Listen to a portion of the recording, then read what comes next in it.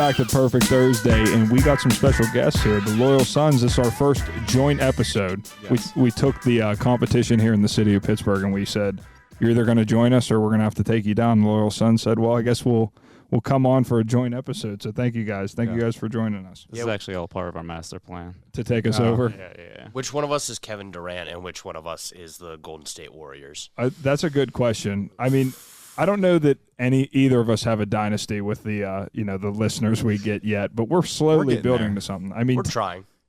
Separately, I think we'll always remain in the low leagues, but together, Barstool is in trouble. We're going straight for the big dogs. McAfee's in bad shape. Yeah. So what's up, fellas? How you guys doing? This is your first time in the studio. I know we've talked about collaborating for a while now, but now we're here. So how are we feeling about being on? Yeah. You guys just started working with Pittsburgh Sports Now. Mm-hmm. So talk to us about that. How did that come up, and what do we have to look forward to? It happened pretty quick, honestly. Vuk over there, he sent us a DM on our account, basically said, you guys want to come and join us. They're looking to do some more content that's not all written, more podcasts, more video stuff. Mm-hmm. And we were like, hey, someone actually listens and wants to, thinks we're doing good work. So David talked to him and kind of went from there with it. Yeah, it was a really competitive offer when you compare it to the $15 per 1,000 listens we get from the Anchor app. Yeah. So we were Anchor app. I don't even know what that is. I don't know what that is either. What is that? It's just a medium through which, if you listen to our old episodes, I lead off with the ad, so telling on yourselves a little bit. I mean, we're not known for homework. It's two skips. It's two skips, the start of every Loyal Sons episode. Yeah. But it's just a medium. You can post podcasts for free, and if you do a 30-second spot for them anywhere in the episode, they will give you like pennies per episode. Right, yeah. And that was our major revenue source. So when Pittsburgh Sports Now came to us and was like, we will offer you more than like $1 an episode. We were like, yeah, let's talk with our lawyer. Okay, fine. Right. Yeah. Listen, that's fantastic. I mean, so we're basically sitting with the SoundCloud rappers of podcasts right now is what we're at. Literally the bottom, our microphones were falling apart, and just in the nick of time, PSN came in and let us get new microphones that actually have stands and work. So. You guys got saved. You guys started about a year ago, you said, right before the UMass game. So was that just you guys? Like, have you incorporated guests since then? And I apologize for not catching up with all your episodes, but yeah, we try to have a guest pretty much each episode. It started out just DMing like anyone we could get in touch with. Elijah Zeiss, good friend of ours, so he's been on a few times. He's our guy. Ghost Sound's been on. Cage Galoopi came on for us. Cage. Yeah. Right. People we knew and we could reach out to, but then we actually got really lucky. Sometimes you have to get lucky. And our boy Greg Rendine Consulting, he reached out and basically he liked the show. He listened a couple times and wanted to help us out.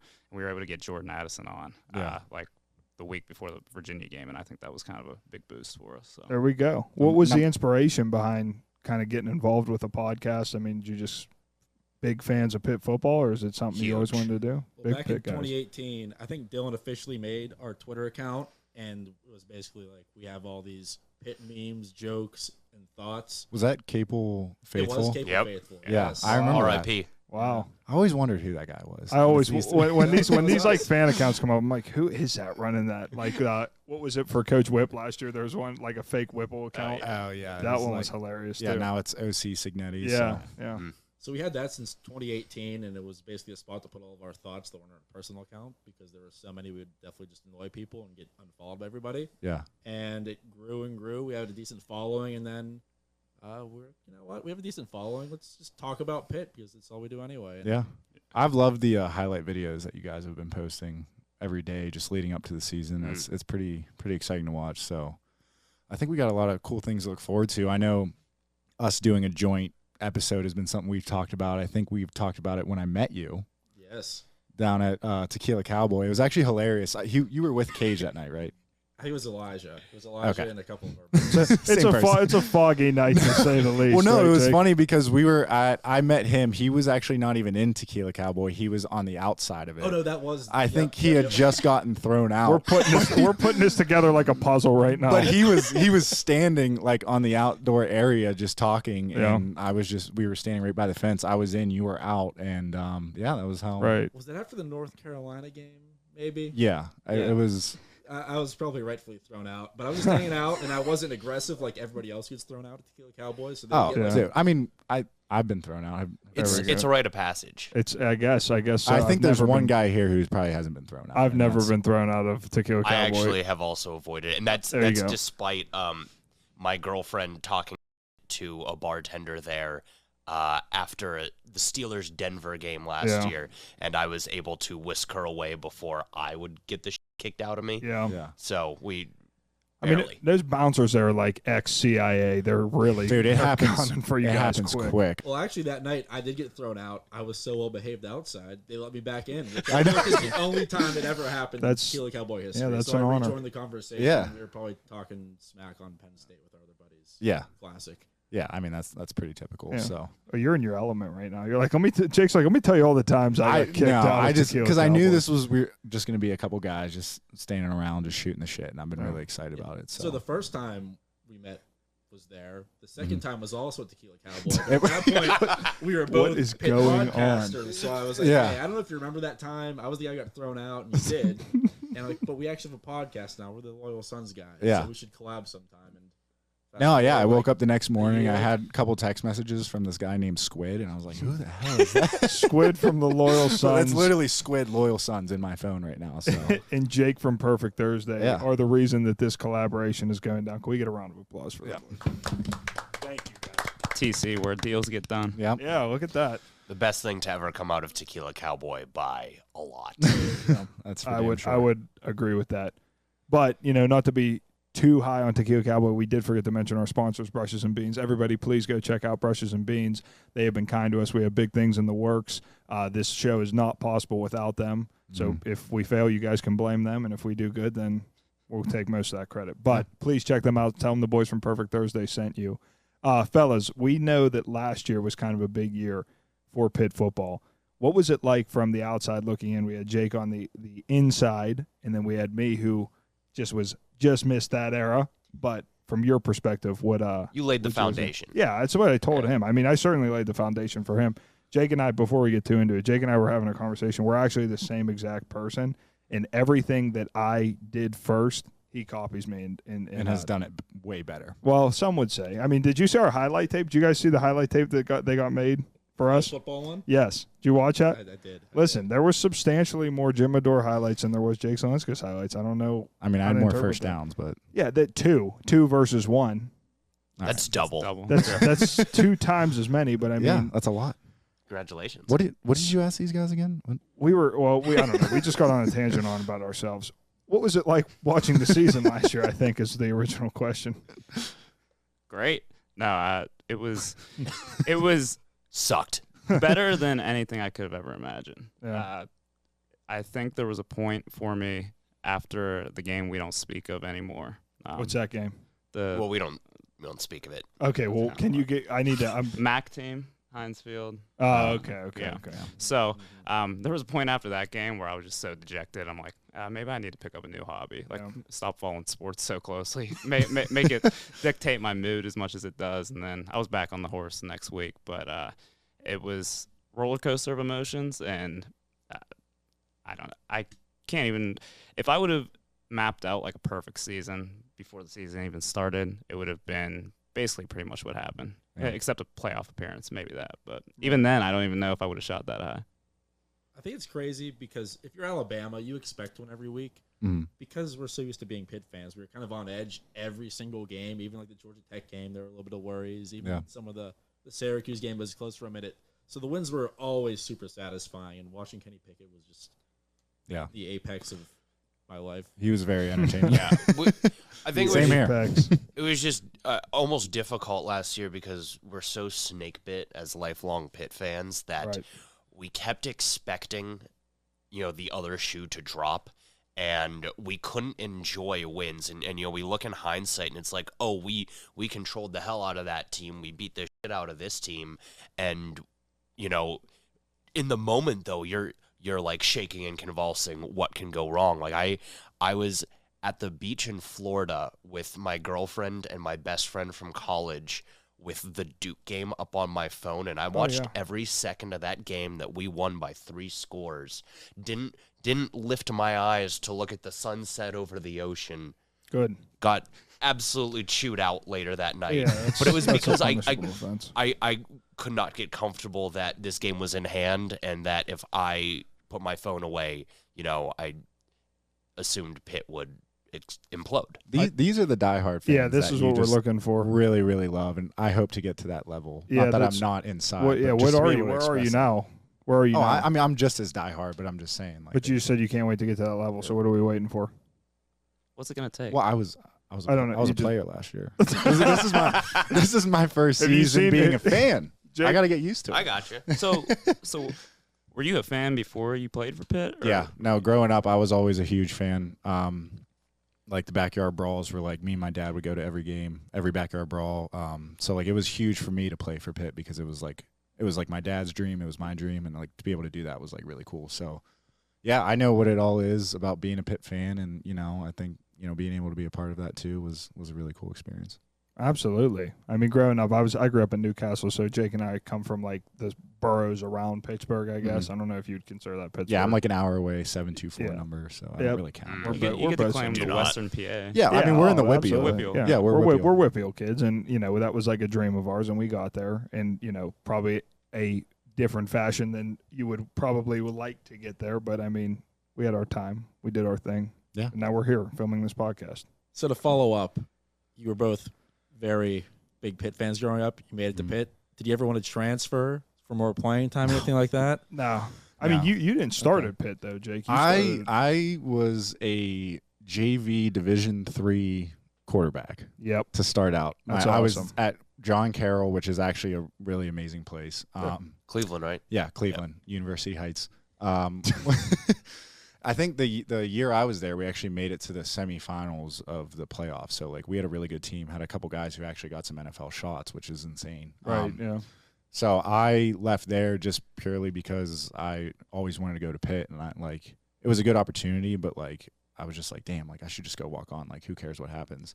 So I think, like, once I got there, I mean, it was just – I was cool, like, if I just played special teams, like, whatever happened. I was lucky enough to be able to play some offense, but, like, to get a scholarship eventually, like, it was definitely the right decision. And yeah, I never thought of going anywhere else after that. All right, well, follow up based off of that, because we heard a story from a source that remain unnamed. Was there ever a time that a Pitt coach did think you were going to transfer? Oh my! Wow! Look at this getting called out. You did your homework. What's that guy on TikTok that like interviews the rappers and he knows things that he shouldn't know? That's what just happened to Jake. No, this is actually hilarious. Yeah. So there was, I'm not going to name his name. There was another player with a name that was very similar to my last name. And so I guess he was the word got out that like they were down at some coaches convention and they heard that there was a quarterback with this name that was like looking to transfer. And like the coach down there was like, what? And like he went back and told Coach Narduzzi. And so like I'm in the lunchroom one day and Narduzzi comes up and like points me in the back. Like he's like, I need to talk to you. I'm like, what? And we went into the other room and he's like, I heard you're shopping around. And like, I had no idea what he was talking about. So like, he was kind of giving it to me for like 30, 45 seconds. And I was like, what are you talking about? And then eventually I just told him like, yo, that's the other guy. And then that was it. And then he was like, oh, we're good. He just fist bumped and walked out. Classic. So he just like ripped into me, like thinking I was transferring for like a whole minute. And I was just like, what is going on? I can't believe they knew that. Who's leaking that? Yeah, where did you? We've got sources. #sources. You guys do have that has sources. Cage written all over it. This is a legitimate podcast here. They're getting leaks and everything. Yeah. Well, we don't leak sources, or nobody should leak sources. We don't use sources and deliver news anymore because we got burnt pretty bad last year. So what happened? We said something about a potential coach taking another job. I do want to say, like, preface this with, it was tweeted at a Christmas holiday party. We were all with a beer truck, and like 10 minutes after it was sent, like Squid was like backwards on a mechanical bull. So we weren't in the best state of mind to be breaking news, but it blew up a little quicker. I think these two handled it in the morning. I was still asleep. You were. I was trying to wake you up. Dylan and I are roommates.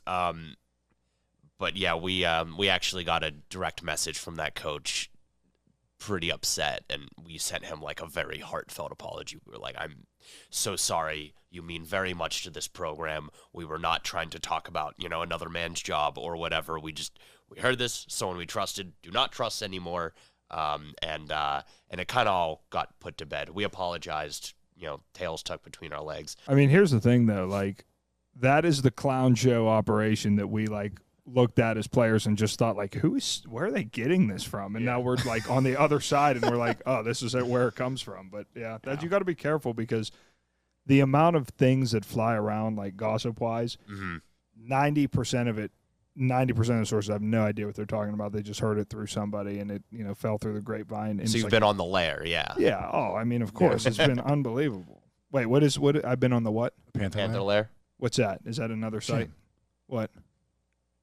It's Chris Peak's rival syndicate. Oh, the message It's like board. the YouTube channel where they post all the practice Yes, I know. snippets and stuff like I that. know and knew what Panther Lair was. Whoever's listening, I do know. But what is that? What does that do? It's like It's a fan message board. forums. Is it bad? Yeah. Is it no good? Well, it's entertaining. Are we speaking positively or negatively about this? Oh, it's a great resource. It's just the Panther Lair guys put out a great product. It's Yeah. just, then you have Pitt fans in the comment section, which is where it, comes off the rails. Oh, I see. We need to get active in there. so Narduzzi needs fired like after every quarter. Yeah, it's a joke fest. Yeah, everything. It's every possible. That's Every End of the recruit spectrum. that doesn't pick us got offered a bag. My cousin heard about it. Yeah. right. Yeah, one of those Every one of them. situations. Yeah. That's I never like as a player you pay little attention to that stuff, and then like after the fact you kind of get thrown into that world because you want to stay involved with the program, but you're obviously not on the inside of it anymore. So you just hear stuff, and you kind of like, for me at least, I don't know how you felt about this when you were done playing. Like I was shocked at the things I would hear, and I'd just be like, "That's so off base for like insert player or coach are talking about here." Like they just have no clue what they're talking about. So when you guys read that as like fans, how emotional do you get about stuff like that, and how do you navigate through like what to believe and what not to believe on the web? I think we're pretty good at weeding out like most of it is just idiot. I mean, apparently not, though. The Christmas fiasco of 2019, Well, you guys are lying. To be fair, that didn't come directly from the Lair. That came from somewhere else. But all that being said, I don't know. It's just like the internet in general. Have like 90% of It's it's always going to be like terrible. that. I mean, I think people just get excited and want to, break the news, and then, you have random accounts that just say crazy. Right. People quote tweet it and think it's real, and it's just, I don't know. Yeah. I think it's just part of it. Kind of makes it exciting. Yeah. Something like that. Something like that. I don't know. I never take anything I read like in the replies as fact, but it can impact your baseline mood a little bit. Like I was reading about all of the recruits that we aren't going to get this year, and that's just, Pitt fans, woe is me. Mm-hmm. Pitt's just going to go back to a 5-win team. We can't recruit. We can't do this. We got the guy who's a 5.6 on Rivals instead of a 5.7. Exactly. So the sky is falling. I'm so out of the recruiting game. Even in high school, I knew nothing about recruiting because you came from a small school too, right? Yeah, when I was in high school, I would look at all like the Whippeal Insider stuff. I would know like everyone who was from what school, where they were going, even like a little bit into college, and then probably like year 2, I like stopped, and then like now I have no clue who anybody is. The Whippeal Insider was classic in high school. Like that's all we did. After games on Friday nights, I would literally go on Twitter just to check what he was saying about. Jim was probably searching his own name like multiple times. Right. Yeah, nothing came up though. I mean, wasn't too much of a resume there. Yeah. We actually had Carlo on recently, and he ran that account. Right. Parlayed it into a job at Pitt, which is sweet. Carlo's the man. Carlo's the man, and he he's works great. incredibly hard. And Yeah. I think he's a super. I Talented think guy. he's one of the best at what he does, especially in this area, if not the country. So shout out Carlo. Yeah. Shout out Carlo. We'll clip that. We'll give him a little love. Yeah. So you guys are obviously excited coming into this year. What are some of the highlights you're looking at? What are the areas that you're nervous about, as fans? nothing. Nothing? Nervous? I'm a Pitt fan. I've been watching Pitt my whole life, so I'm nervous about everything. But I definitely have high expectations just because they're bringing a lot back. Yeah. Losing Kenny, losing Addison. hurts, but the guys they brought in to fill that those holes. Yeah. I want to go back to the ACC championship. I want to be in Charlotte in December. I think Monkfield looks awesome. I haven't seen anything above means but he just looks like a freak athlete. So I think the receiver room's going to be A-okay. Yeah. I don't know. Do you guys usually fight on air? Do you guys have like back and forth? He's usually the voice of reason. He'll actually bring up some we'll bring us back down to earth. Me and Dylan are go hung. He'll be like, well, actually, what if this isn't all good? And we get mad at him, but at the end of the day, we know he has.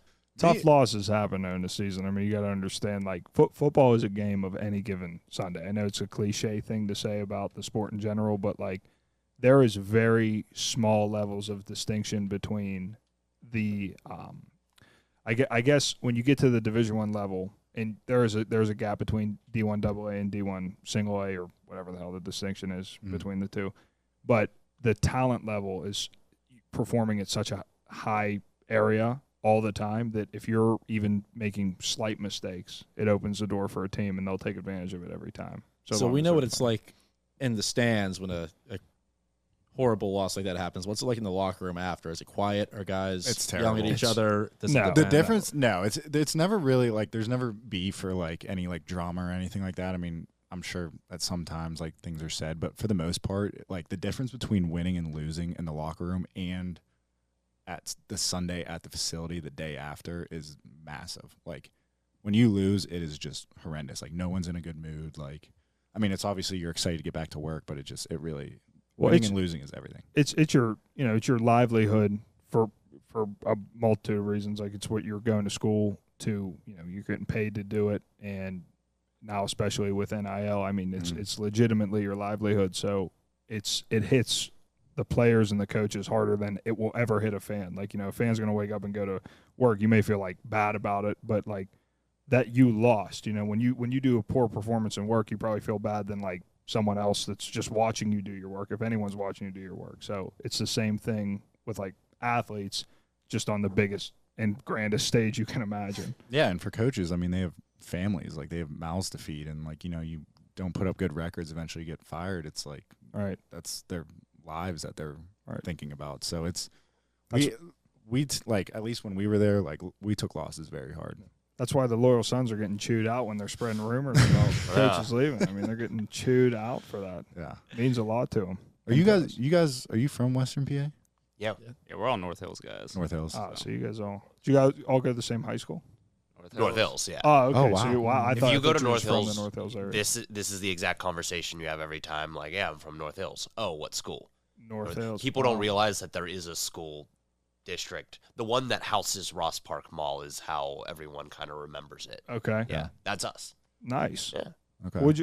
What led you guys to Pitt then? You guys were just big fans, and then obviously came to campus, or did you not become fans until you got to campus? So we all have different stories. He never made it to Pitt.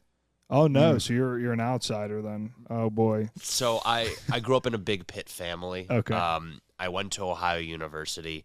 No offense against the University of Pittsburgh. I was just looking for like a college town as opposed to like a college city. Right. And there's almost nothing in this world I love more than college football. So Pitt just kind of became the object of those affections.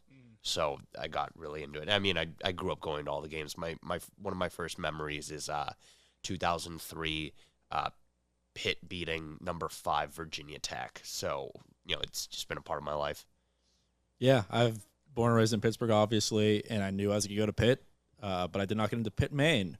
So I went to Pitt Johnstown. Was going to go there for a year and get out, but I was fortunate enough to be a Division II college athlete and ran track and cross country there. There we go. Nice, and there we go. Let's go. That amazing sport that is so much fun kept me around for 4 years, but yeah, always made the trips in for Saturdays and all the games. Probably the best athlete at the stable, if we're being honest. Yeah, I was gonna say, let's all race after this. Would you run in? Did you do the cross country? Yeah, I did mile, 2 mile, 5K. No, there's no way. Chance. I don't think I've ran more than a mile straight ever. Well, those days are long gone. Yeah, and I don't know if I could run right now. Never run a mile straight? No, I have ran a mile, but not over that. I've always capped it at a mile.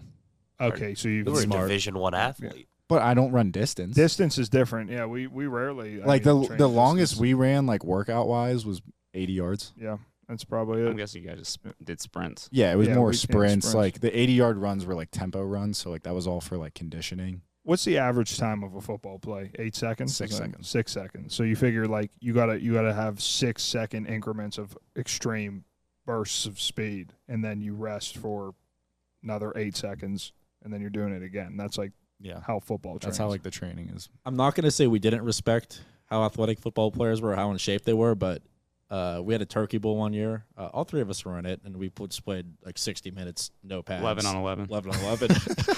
Like tackle? Full offensive lines, yeah. And the next day, none of us could walk. And how do you guys do this like 16 times a year? I have no idea, honestly. It's like, because you get real sore like starting out, and then like I think you just get numb to it. Like you just have to understand that you're going to be in pain. Like after the first 2 days of camp, like your body will never be the same the rest of the year. Listen, my neck, I used to have like trouble turning my neck after the first day of full pads because we would just, we'd go at it. Yeah. And that there's nothing worse than that first day after full pads. Really the third day, because you do the first day, you're like, okay, I know it's going to suck. Second day, you fight through the pain, but then that third day I feel like is the worst. Oh. And then it turns, and then you just become numb to it. But that third day is like when you wake up and it's 5:30 in the morning and you're like, I'm being tested. Yeah. And I gotta either rise or fall right now. That's the truth. So as walk-ons in camp, are you like battering rams or? Maybe Jake was. There was one drill that I did where it was like when I first started out. I was a quarterback at the time, and it was a defensive line drill. There was an offensive line, but the offensive line was other defensive lines, and I was playing quarterback, and I had the ball. I wasn't allowed to leave the pocket, and I wasn't allowed to throw. So I was just like maneuvering as they were like sacking.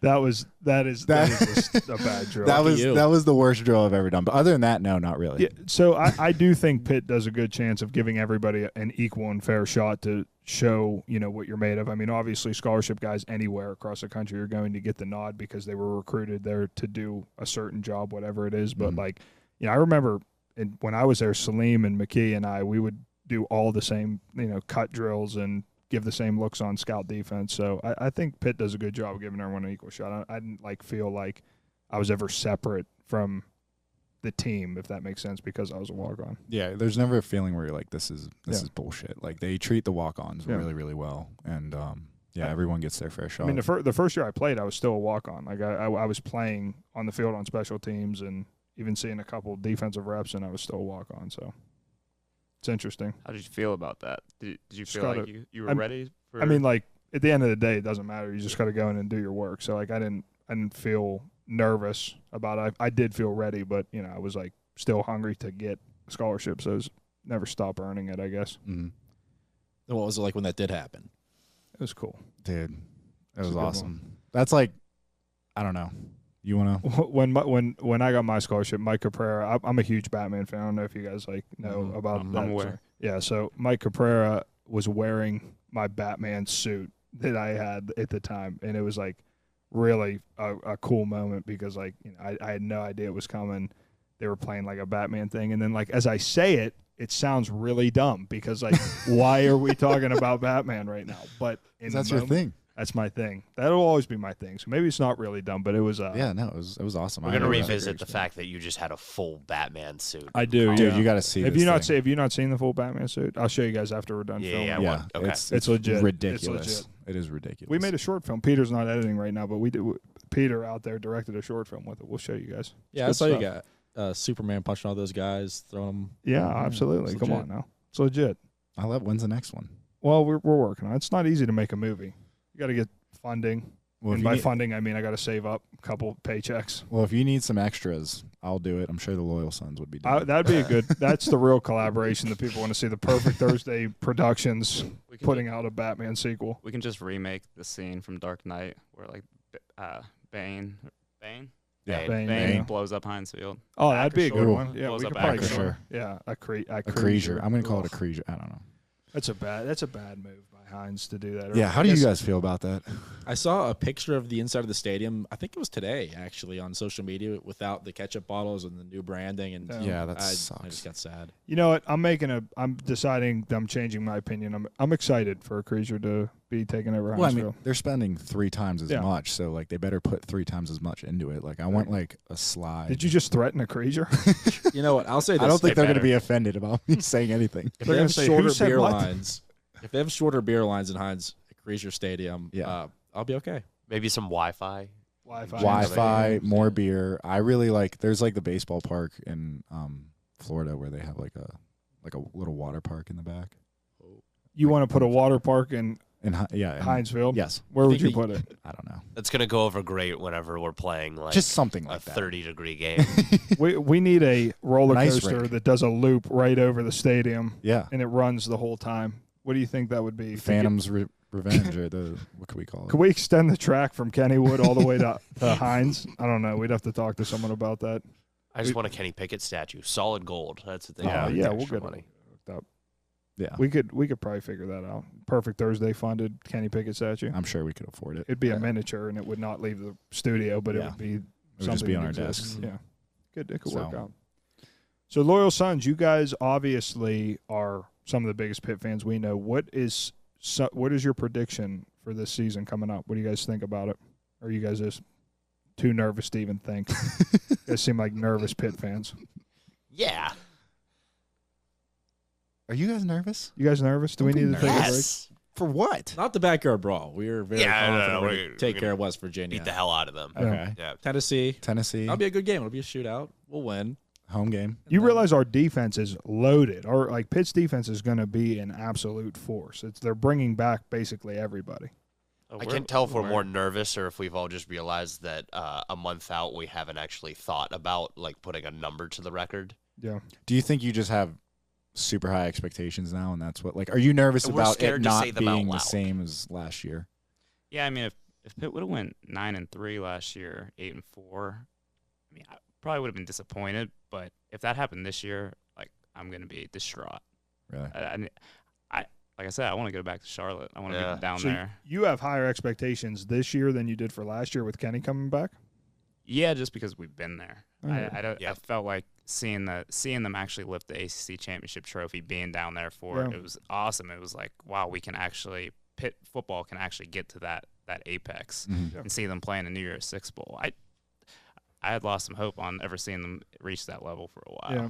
I mean, I think something that fans don't realize often is like when you look at records, even the past records back when I was playing, we lost games by margins of 3 points or 1 touchdown.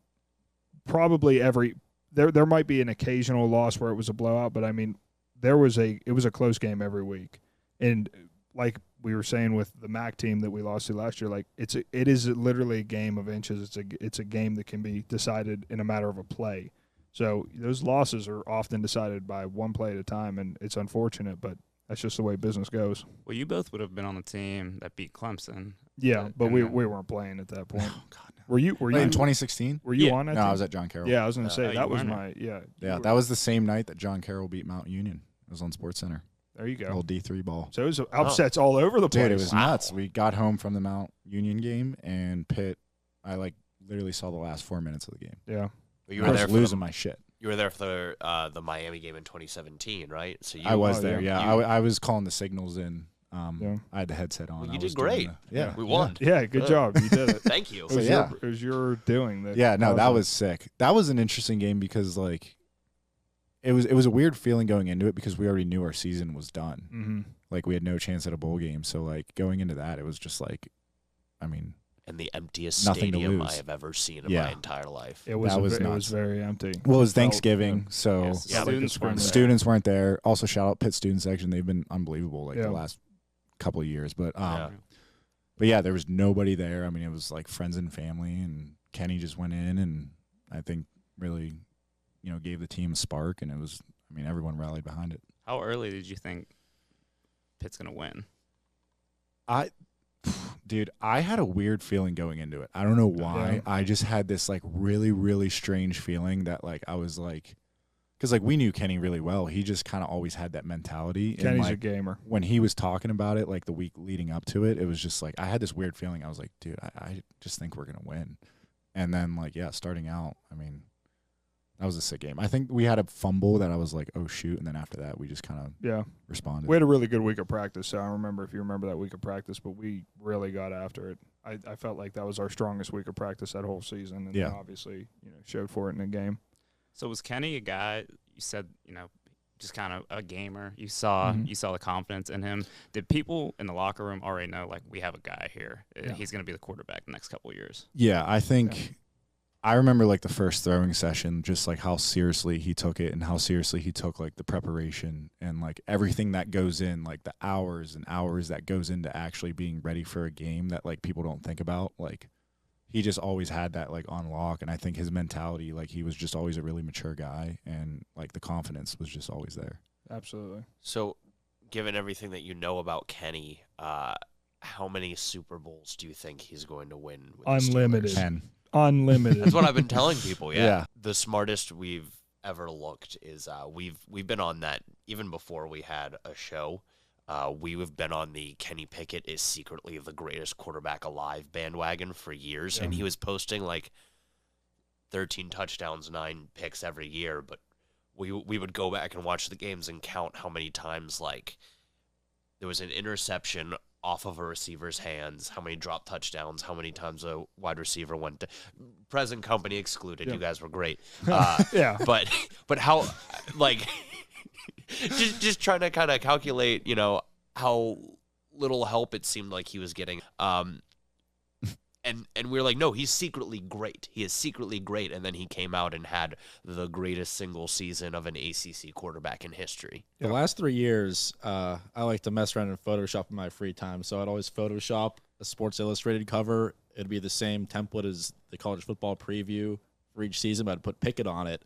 And I'd make like little mock headlines in the corner, and it would always be why Kenny Pickett is better than Trevor Lawrence, why teams are tanking for Kenny Pickett, and all this about Pitt. I'd have Pitt. James Franklin eats his own toenails, something like that. Not quite that far, but pretty creative. We'd always throw in a slight jab. Is that more I'm not loyal gonna deny Sons? it. More loyal Sons gossip coming out of. We don't break news anymore, but yes. If there's any coach in America that would eat his own toenails, I feel like it'd be James Franklin. Yeah. That's a scuzzy thing to say. But the more I say it, the grosser it is. But anyway, people would like laugh. They're like, "Oh, this is funny that you think Kenny Pickett is this good." And then if you look back at it now, it's like, "Wow, was I just seeing the future? Did I?" There was a veil of sincerity. There was. Yeah, that's why I did it. Listen, we could sit here all day talk about Pitt football, and I'm excited to do that eventually again once the season gets rolling. But we are running out of time here, so usually we end the episodes by asking you guys, who helped, who more. I don't know. I can't even remember the real format. I just want to know. When you guys were cheering for Jake and I, when we strapped up the old blue and gold, who'd you enjoy watching more, if you even remember? Did you notice either of us? Actually, better question. What was our numbers? Go, right now. Tell us. 41. Yep. Yeah. 81. There we go. So we do have good fans out there. Those are some loyal sons those are some loyal sons. That's awesome. That's a great way to end. Yeah. Thank you guys for coming on. Absolutely. Join episodes. So thank you for having us as well. Please, we'll give you guys the last word. Plug whatever you need. Honestly, we're just looking forward to having you guys tailgating on the outside this year. Backyard Brawl. Ready for the Backyard Brawl. We got something very special. We got something very special planned for that. So maybe you guys come on by. We have a tailgate situation that maybe involves our sponsor, maybe involves some merch, maybe involves like a lot of different things going on. So if you guys want to be a couple familiar faces being around too, so it'll be a good time. We'll have our people talk to your people. Yeah, just reach out. Just send us the money for this episode that you owe us as well. Thank you guys for tuning in. We'll see you next week. Thank you for the loyal Sons and Brushes and Beans for this week. We're really looking forward to the things we have upcoming. Hail to Pitt always, and we'll see you when we see you. Hail to Pitt.